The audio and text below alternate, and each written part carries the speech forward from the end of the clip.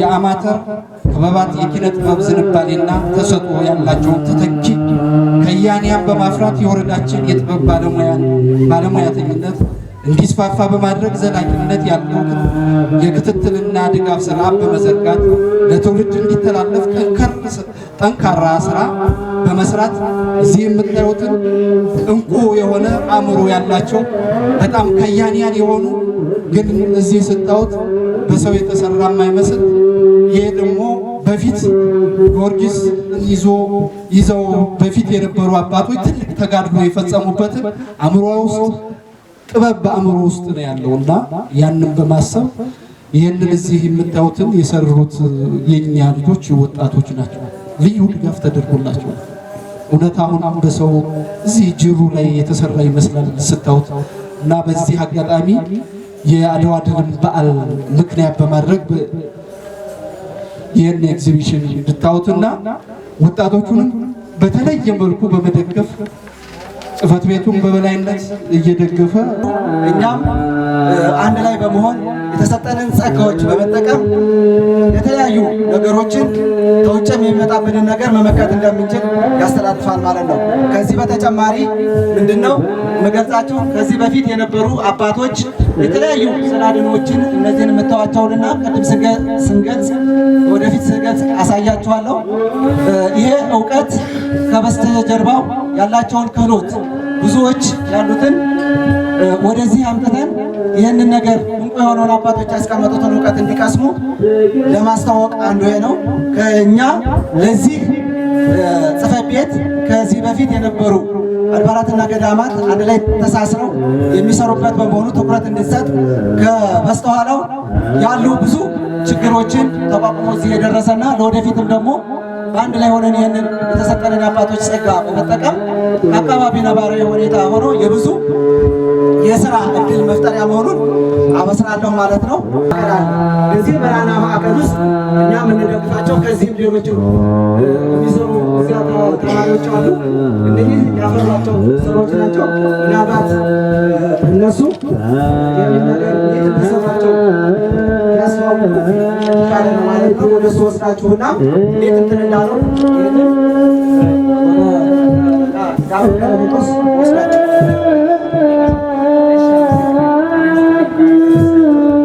የሚስሉ ሰዎች የጥንት ሰዎች የሚስሉባቸው ሂደት ነው ማለት ነው። በዛ አይነት ጥያቄ እንዲያስነሳና በምን አይነት መንገድ እንደተሰራ ሰው እንዲገነዘበው የጥንቱ ነው በደንብ ወደዚህ ማምጣት ቅርስና ሩፋኤል አንድነት ገዳም ውስጥ ይሄ በቅርስነት ሆኖ ለትውልዱ እንዲተላለፍ ይህን አንድ ላይ ሆነው አንድ ላይ በማንበር ጠላትን ድል ያደረጉበት በዚህ መሆኑን ያሳያል። በወቅቱ እንግዲህ ከዚህ በፊት የነበረው አባቶች እዚህ ጋር የምታዩት የአንበሳ ለምድ ነው።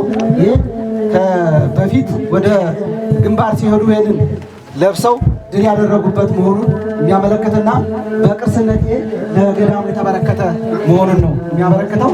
ሌላው እንግዲህ እንደሚታወቀው ወረዳችን ሰፊ የሆነ ቅርሳ ቅርስ ቦታ ሰፊ የሆነ ጥንታውያን መጻሕፍት ያሉበት ጥንታውያን አባቶች ብዙ ስራ ያሰሩበት እንደመሆኑ በዚህ ፊት አይተናል። በሌላ መልኩ አድዋ የሚለው ስም አድዋ ተሻገረ ነው ግዕዙ።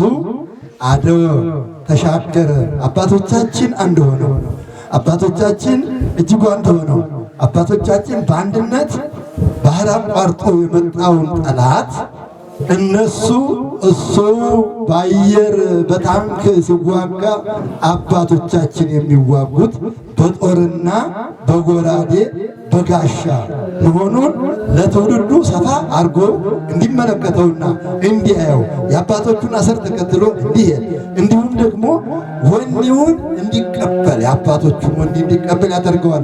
በእምነቱ አባቶቹ በእምነትን የተሻገሩት ይሄንን የመከራውን ዘመን ያለፉት አባቶቻችን በእምነት ነው።